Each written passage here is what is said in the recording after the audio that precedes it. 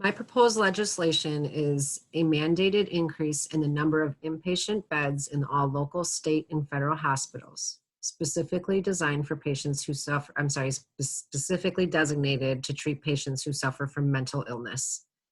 This proposal also calls for an increase in mental health benefits from the government by increasing funding through the Centers for Medicare and Medicaid Services, both for treatment on an inpatient basis as well as an outpatient basis. Prior to the 1950s, psychiatric patients received continuous care by way of mental hospitals, where trained psychologists, psychiatrists, and nursing staff provided continuous care. However, the patients who occupied these facilities often faced long hospital stays, some for months and others for years. Many believe the prolonged lengths of stays diminished the quality of life in these patients and thought adequate treatment could occur upon discharge and increase their quality of life, popularly known as deinstitutionalization.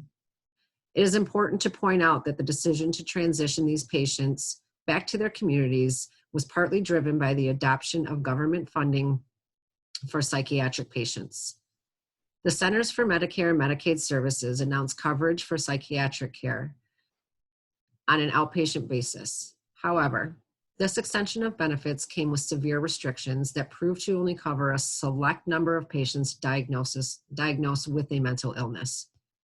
Medicare and Medicaid would only cover psychiatric services in community-based hospitals and only inpatient hospital care to individuals younger than 21 and older than 64.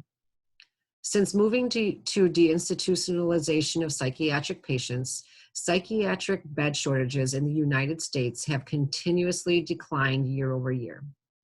The closing of state mental hospitals has eliminated greater than 96% of beds dedicated to psychiatric inpatient capacity.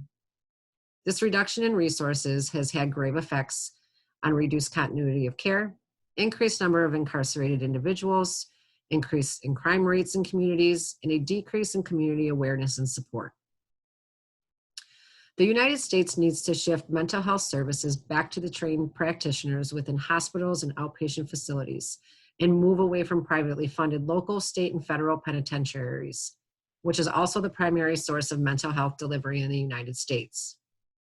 Because the primary source of mental health delivery is provided by jails and prisons, clinicians are not kept up to date with current mental health treatments due to not treating the whole person, but rather dealing with the condition that often presents in emergency rooms because these patients do not have the needed resources in their communities to receive continuous care they need.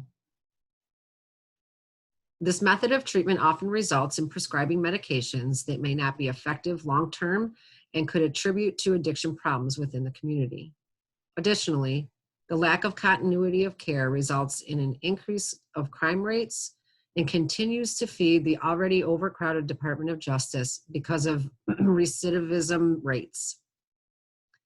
There is an immediate need to increase the number of hospital beds within hospital systems to effectively treat mental illness, increase community awareness, and provide a safe place for treatment for these individuals. According to the United States Government Accountability Office, the Federal Bureau of Prison tracks costs associated with mental health care services system-wide and by institution. The BOP reported that for fiscal year 2016, they spent about $72 million on psychology services, $5.6 million on psychotropic drugs, and $4.1 million on mental health.